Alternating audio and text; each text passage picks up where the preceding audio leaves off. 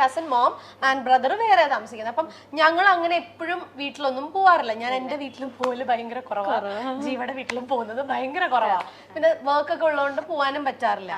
It's all through phone relation അങ്ങനെയൊക്കെയാണ് mainly. ഞാൻ ഇടയ്ക്ക് സമയം കിട്ടുമ്പോൾ വീട്ടിൽ എന്നാലും വല്ലപ്പോഴും ഒക്കെ പോവാറുള്ളൂ. അതും ഒരു കോഫി കുടിക്കാനൊക്കെ പോയിട്ട് തിരിച്ചു വരും അല്ലേ, അത്രയല്ലേ ഉണ്ടാവാറുള്ളൂ. അത്രേ ഉള്ളൂ. തിരക്കിന്റെ ഇടയ്ക്ക് ഒന്ന് ഓടിപ്പോയി ഒന്ന് കണ്ട് ചിലപ്പോൾ ഇച്ചിരി നേരം ഭക്ഷണം കഴിച്ചിട്ട് വരും, അല്ലെങ്കിൽ ചായ കുടിച്ചിട്ട് വരും. ചായ ഇട്ട് വെച്ചോ അത് എത്തി. പിന്നെ കുറച്ച് വർത്താനൊക്കെ പറഞ്ഞു. പിന്നെ അനിയനുണ്ട് അവിടെ, അനിയൻ ഉള്ളതുകൊണ്ട് കുഴപ്പമില്ല, അവൻ നോക്കിക്കോളൂ എല്ലാരും. ഇത്രയും ജോളി ആയിട്ടുള്ള ജീവചേട്ടനെ കരഞ്ഞ് ഞാൻ ആകെ കണ്ടത് സരിഗമപ്പയില് അമ്മയുടെ കാര്യം പറഞ്ഞപ്പോഴായിരുന്നു. ഭയങ്കര ഇമോഷണൽ ആയി പോയല്ലേ ആ സമയത്ത്. ഞാൻ ഓർക്കുന്നു. അത് ഈ കൂട്ടത്തിൽ ഏറ്റവും ഇമോഷണൽ ആയത് ആള് അക്ബർ എന്ന് പറഞ്ഞു വന്നിട്ടാണ് ഞാനവിടെ കിടന്ന് കരഞ്ഞ് മെഴുകി അവനെ സമാധാനിപ്പിക്കാൻ പോയ ഞാൻ എന്നെ സമാധാനിപ്പിക്കാൻ. ആ സോങ് അങ്ങനത്തെ സോങ് ആയിരുന്നു, പൂമുത്തോളം എന്ന് പറഞ്ഞ രഞ്ജിൻ ചേട്ടൻ പാടിയ സോങ്.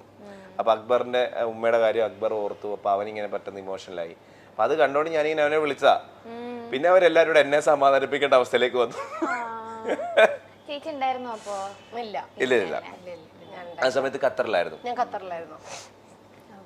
ഈ തിരക്കിന്റെ ഇടയിലൊക്കെ നിങ്ങൾ എങ്ങനെയാ ടൈം സ്പെൻഡ് ചെയ്യാനായിട്ടൊക്കെ നോക്കുന്നത്? ലൈക്ക് ജീവചാനി മിക്കപ്പോഴും ഷൂട്ട്സ് ഉണ്ടാവും. ഇപ്പൊ വ്ളോഗ്സിലൊക്കെ നമ്മൾ കാണുന്നതല്ലല്ലോ ശരിക്കുള്ള റിയൽ ലൈഫിലേക്ക് വരുമ്പോഴുള്ള കാര്യങ്ങൾ. ഇപ്പൊ എല്ലാരും പറയും സോഷ്യൽ മീഡിയ ഒരു ഭയങ്കര ഹാപ്പിയോ ഭയങ്കര ചിൽ കപ്പിൾസ്, പക്ഷെ എല്ലാവരുടെയും ബാക്കിൽ എന്തെങ്കിലുമൊക്കെ നമുക്കും ഓരോ പ്രശ്നങ്ങളും കാര്യങ്ങളും ഒക്കെ ഉണ്ടാവും. ഇപ്പൊ വ്ളോഗ്സ് കാണുന്ന പോലെ ആയിരിക്കില്ല, നിങ്ങൾ എപ്പോഴും ട്രിപ്പും അതൊന്നും ആയിരിക്കില്ല. അപ്പൊ ഈ തിരക്കിന്റെ ഇടയിലൊക്കെ എങ്ങനെയാ ടൈം മാനേജ് ചെയ്യാനായിട്ടൊക്കെ നോക്കുന്നത്? എങ്ങനെയാ ചെയ്യുക? ഞാൻ ഷൂട്ടില്ലാത്ത ദിവസം ഫ്ലാറ്റിലുണ്ടെങ്കിൽ ഞാനവിടെ ഉണ്ടാവും. ഷിറ്റുവിന്റെ ഷൂട്ട് അവിടെ നടക്കുന്നത് ഞാൻ. പിന്നെയും മൂവിക്കൊക്കെ പോകാൻ ഭയങ്കര ഇഷ്ടമാണ് ജീവയ്ക്ക്. എനിക്ക് ഇപ്പോഴാണ് റീസെന്റ് എന്തോ അങ്ങനെ ഒരു സിൻഡ്രോം പിടിപെട്ടിട്ടുണ്ട്. എനിക്കിപ്പോ തിയേറ്ററിൽ പോയി പടം കാണാൻ പറയോ, സത്യം എനിക്കിപ്പോ വീട്ടില് ആ കംഫർട്ടിൽ ഇരുന്നിട്ട് OTT മൂവീസ് കാണാൻ ഭയങ്കര ഇഷ്ടമാണ്. ഇപ്പൊ അതുകൊണ്ട് എന്നെ ഏത് പടത്തിന് വിളിച്ചാലും എനിക്ക് പോകാൻ മടിയാ. പക്ഷെ എനിക്ക് സിനിമ തിയേറ്ററിൽ തന്നെ പോയി കാണാൻ എനിക്ക് അതിന് ഇഷ്ടക്കേടില്ല, എനിക്ക് ഇഷ്ടമുണ്ട്. പക്ഷെ ആ എഫേർട്ട് ഫ്രം ദ ബിഗിനിങ്, കുളിക്കണം, മേക്കപ്പ് ഇടണം, ഡ്രസ് ഇടണം, അവിടെ പോണം, അയ്യോ. അപ്പൊ ഞാൻ വീട്ടിലിരിക്കുന്ന അതേപോലെ ഇങ്ങനെ കിടന്നു കഴിഞ്ഞാൽ പ്ലാൻ ചെയ്യുന്നുണ്ട് PVR മൊത്തത്തിൽ ഇങ്ങോട്ടേക്ക് വീട്ടിലേക്ക് എടുത്താലോ എന്നിങ്ങനെ. അതാണ് പ്രശ്നമല്ലോ. എനിക്ക് തിയേറ്ററിൽ പോയി സിനിമ കാണുന്നതാണ് ഇഷ്ടം. പോയി വ്ളോഗില് പറഞ്ഞല്ലോ നെറ്റ്ഫ്ലിക്സ് വെക്കും, ഈ സോഫയിൽ ചേച്ചി ഇവിടെ ജീവചേട്ടൻ കിടക്കും. എനിക്ക് അത് ഭയങ്കര ഇഷ്ടമായി. ഇപ്പൊ എനിക്ക് ആ ഒരു കംഫർട്ട് സോണിൽ ഞാൻ ഭയങ്കര ഹാപ്പിയാണ്. പിന്നെ എനിക്കിപ്പോ ലുലുവിൽ പോകാൻ ഇഷ്ടവുമല്ല. എന്ത് ടൂ ക്രൗഡഡാ. ഇല്ലേ, പഴയ ലുലു ഒന്നും അല്ല ഇപ്പം. മാറിപ്പോയെന്ന് വലിയ ആളായില്ലേ, വല്ലാണ്ട് മാറിപ്പോയില്ലേ നമ്മള്. പണ്ട് എന്റെ one of the favourite spots Kochi ആയിരുന്നു ലുലു. ഇപ്പൊ പക്ഷെ ലുലു എനിക്ക് ഭയങ്കര സഫോക്കേഷൻ. കഴിഞ്ഞ ദിവസം ചോദിച്ചു നോക്ക്, അറിയോ അവിടെ ചേച്ചിനെ സ്പോട്ട് ചെയ്തേ ഇന്ന് പറഞ്ഞ തോമസ് ഉണ്ടായിരുന്നു ലുലുല്. ഞാൻ കുറെ പേര് കണ്ടിട്ടുണ്ട്.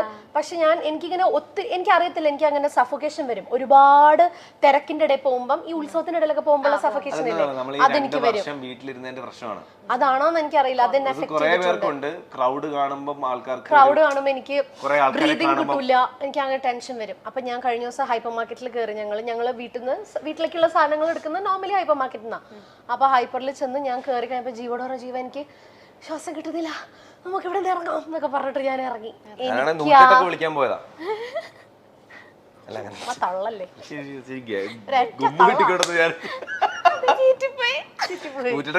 ചുമ്മാ തള്ളല്ലേ, അങ്ങനത്തെ ഒരു സിറ്റുവേഷനിൽ എനിക്ക് ഒരു പ്രശ്നമില്ല. ഈ വൃത്തികെട്ടവന്റെ കുഴപ്പം ഇതാണ്. മാറോ കൈ കാലിടോ, കൈ എടുക്കണോ, വേണ്ട. ഞാനൊരു ലുലു ഇട്ടെ വീട്ടില്, ഹൈപ്പർ മാർക്കറ്റ്. ഒരു പ്രശ്നമില്ല. എനിക്ക് ആൾക്കാർ ഉള്ളതാണ് എനിക്ക് സന്തോഷം. അയ്യോ ജീവ എൻജോയ്സ് ദാറ്റ്. ഞാൻ കണ്ടിട്ടുണ്ട് ജീവ തിരക്കിന്റെ ഇടയിലൊക്കെ ഇരുന്നിട്ട് ജീവ അങ്ങ് എൻജോയ്. എനിക്ക് ഇപ്പം ആദ്യമൊക്കെ കുറച്ചു പേര് അറിയുന്നത്, ഇപ്പൊ കുറെ കൂടെ ആൾക്കാർ അറിയാം. അപ്പൊ അവരൊക്കെ വന്ന് സംസാരിക്കുന്ന, ഫോട്ടോ എടുക്കുന്നത് എനിക്ക് ഭയങ്കര ഇഷ്ടമാണ്. ഞാൻ ഭയങ്കരമായിട്ട് എൻജോയ് ചെയ്യും.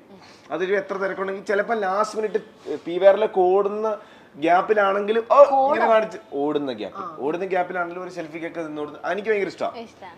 കാര്യം ഈ പറഞ്ഞ പോലെ നമുക്ക് സിനിമയാണ് ആങ്കറിങ് സിനിമയാണ് ആങ്കറിങ് ആണെന്നൊക്കെ പറഞ്ഞാലും കാണാൻ ഈ പറയുന്ന ആൾക്കാർ ഉള്ളപ്പോഴാണല്ലോ നമ്മളിതൊക്കെ ചെയ്തിട്ട് കാര്യമുള്ളൂ. അപ്പം ഒരു 2 seconds കൊടുക്കാൻ റെഡിയാ സമയമുണ്ടെങ്കിൽ. ഇപ്പൊ നമ്മൾ എവിടെയെങ്കിലും ഈ പറഞ്ഞ പോലെ പിന്നെ ഈ ചില സ്ഥലത്ത് പോയി കഴിഞ്ഞാൽ ഇപ്പൊ ഞാൻ ഹോസ്പിറ്റലിൽ പോയി, അമ്മച്ചിക്ക് വയ്യാതെ ഹോസ്പിറ്റലിൽ പോയി, അവിടെ ചേട്ടാ സെൽഫി ചെയ്യുന്നത് ഐസിയുടെ മുമ്പിൽ.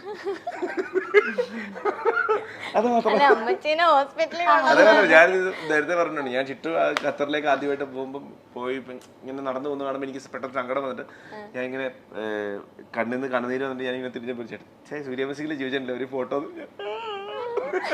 അത് മാത്രമേ ഉള്ളൂ, അല്ലാതുള്ള സമയങ്ങളിലൊക്കെ ഞാൻ ഓക്കെയാ, ഞാൻ അത്ര എൻജോയ് ചെയ്യും. അതുകൊണ്ട് തന്നെ ഞാൻ സിനിമ കാണാൻ പോകുമ്പോഴും ഞാൻ ഇടയ്ക്കിടയ്ക്ക് ഇപ്പൊ കാക്കനുള്ള സ്ഥലത്താണെങ്കിൽ ഞാൻ വൈകുന്നേരം ചായ കുടിക്കാൻ ഇറങ്ങും. അത് നോർമൽ നമ്മുടെ ഈ പറഞ്ഞ വഴിയോരം അങ്ങനെയുള്ള സ്ഥലത്ത് ചായ കുടിക്കാൻ എനിക്ക് ഭയങ്കര ഇഷ്ടം, ആൾക്കാരോട് സംസാരിക്കാനും. നമുക്ക് അറിയാൻ പറ്റില്ല. ഞാൻ ജീവയുടെ ഏറ്റവും വലിയ ആഗ്രഹം ഒരു KSRTC പ്രൈവറ്റ് ബസ്സിലോ അതാണ് ഇപ്പോഴത്തെ ഏറ്റവും വലിയ ആഗ്രഹം. കഴിഞ്ഞ ദിവസം എന്നോട് പറഞ്ഞു എനിക്ക് ബസ്സിൽ കയറണം. ഞാൻ സൂര്യ മ്യൂസിക്കിൽ ഉണ്ടായിരുന്ന സമയത്ത് ഞാൻ എൻ്റെ നാടായ മാവേലിക്കരയിലേക്ക് പോകുന്നതും വരുന്നതും ഒക്കെ ബസ്സിലായിരുന്നു. ഞാൻ വൈകിട്ടത്തെ ഷോ കഴിഞ്ഞിട്ട് ഞാൻ KSRTC ബസ്സിന്റെ സൈഡിൽ കയറിയിരിക്കും, ഹെഡ്സെറ്റ് ചിലപ്പോൾ പാട്ട് വെക്കും, അല്ലെങ്കിൽ ഇങ്ങനെ ഇരുന്ന് ചിലപ്പോൾ ഉറങ്ങും. അപ്പോൾ ഈ കാറ്റൊക്കെ അടിച്ച് ഞാൻ അവിടെ ചെന്നിറങ്ങും. മാവേലിക്കരയിലെ ഫ്രണ്ട്സ് ആരെങ്കിലും പിക്ക് ചെയ്യാൻ വരും, വീട്ടിലോട്ട് പോകും. തിരിച്ച് ഒന്നെങ്കിൽ ഞായറാഴ്ച പോയിട്ടോ അല്ലെങ്കിൽ തിങ്കളാഴ്ച വെളുപ്പിനോ ഇതേപോലെ തന്നെ അങ്ങനെ കണ്ടിന്യൂ എല്ലാ ദിവസവും പോയി വന്ന്. അപ്പച്ചന് വയ്യായിരുന്നപ്പോൾ എല്ലാ ദിവസവും പോയി വന്ന ദിവസങ്ങളും ഉണ്ട്. അപ്പോൾ അത് കുറേ നാളായി. അപ്പൊ എനിക്കൊന്ന് പോയാൽ കൊള്ളാന്നുണ്ട്. ട്രെയിനിൽ കയറിയാ കൊള്ളാന്നുണ്ട്. ഓ പിന്നെ അവനിപ്പോ ചോദിക്കും, ഓ ഇവനാരടാ. ഇപ്പൊ നമുക്ക് എല്ലാവർക്കും ബൈക്കും കാറും ഒക്കെ ഉണ്ടല്ലോ. അപ്പൊ ഒത്തിരി നാളായി ബസ്സിൽ കയറിയിട്ട് അപ്പൊ ബസ്സിൽ കയറണം. അതൊരു മോശമായിട്ടൊരു ആഗ്രഹം എനിക്ക് തോന്നുന്നില്ല അല്ലേ? പിന്നെ അല്ല, അങ്ങോട്ട് പറഞ്ഞു കൊടുക്കുക. ഈ ജാടയാന്നൊക്കെ പറയുന്നവരോടൊക്കെ എന്താ ചേട്ടാ പറയാനുള്ളത്? എനിക്ക് ജാടയാണെന്ന് പറയുന്നവരോടാണ്, അത്രേ ഉള്ളൂ.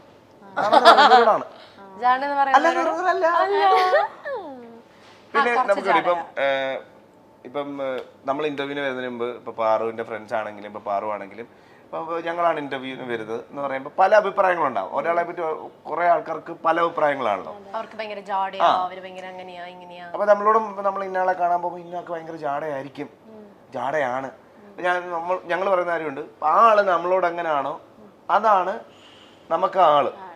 ബാക്കിയുള്ളവർ എന്ത് പറഞ്ഞാലും കുഴപ്പമില്ല. ഇപ്പം പുറത്തൊക്കെ ഇറങ്ങി നോക്കുമ്പോൾ പാറു എന്തൊരു ഭയങ്കര മോശം, ഭയങ്കര ആരെയും ബഹുമാനമില്ല, ഒരുമാതിരി ചോദ്യങ്ങളൊക്കെ ചോദിക്കുന്നു, അങ്ങനെ പല അഭിപ്രായം ഉണ്ടാവാം. അങ്ങനെ ഉണ്ടെന്നല്ല, ഉണ്ടാവാം. പക്ഷെ ഇപ്പൊ ഞങ്ങളോട് ചോദിക്കും പാറു എങ്ങനെയാന്ന് ഞങ്ങൾ ചോദിക്കും,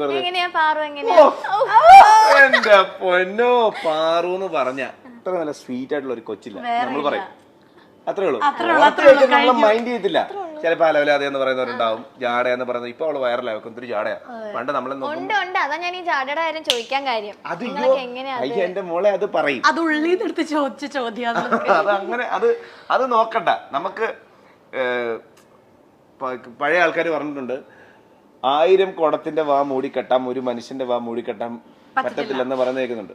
അതേപോലെ നമ്മള് ഒരു ദിവസം 1000 പേരെയും 2000 പേരെയും കാണും. അവർക്ക് എന്ത് വേണേ പറയാം, അവരെന്ത് വേണേ പറഞ്ഞോട്ടെ. ഓക്കെ, നമ്മൾ എങ്ങനെയാണോ അങ്ങനെ ആയിരിക്കും, അങ്ങനെ തന്നെ പോവാം. അപ്പ എന്ന പാട്ടിന്റെ റിയാലിറ്റി ഷോയിലൂടെയാണ് ജീവ ജോസഫിനെ നമ്മൾ കൂടുതലായും അറിഞ്ഞത്. ജീവയും അപർണയും അറിയാത്ത മലയാളികൾ ഇല്ല എന്ന് വേണമെങ്കിൽ പറയാം. കാരണം അത്രത്തോളം ഇഷ്ടമാണ് ഇവരോട്. ഈ ദമ്പതികളെ ഇപ്പോൾ മലയാളികൾ ഇരു കൈയും നീട്ടി സ്വീകരിച്ചു കഴിഞ്ഞു. ജീവയും അമൃതയും സൂര്യ മ്യൂസിക് എന്ന പരിപാടിയിലൂടെയാണ് നമുക്ക് മുന്നിലേക്ക് എത്തിയത്. ചെറുപ്രായത്തിൽ തന്നെ വിവാഹിതരായവരാണ് ഇരുവരും. എന്നാൽ പിന്നീട് തങ്ങളുടേതായ മേഖലയിൽ ഇവർക്ക് സ്വന്തം പേര് സിഗ്നേച്ചർ പതിപ്പിക്കാൻ അവർക്ക് സാധിച്ചു എന്ന് പറയുന്നത് ഒരു വലിയ കാര്യം തന്നെയാണ്. ഒരു സമയത്ത് ഇവരുടെ ഇന്റർവ്യൂസ് എല്ലാം ട്രെൻഡിങ്ങിൽ വന്നിരുന്നു.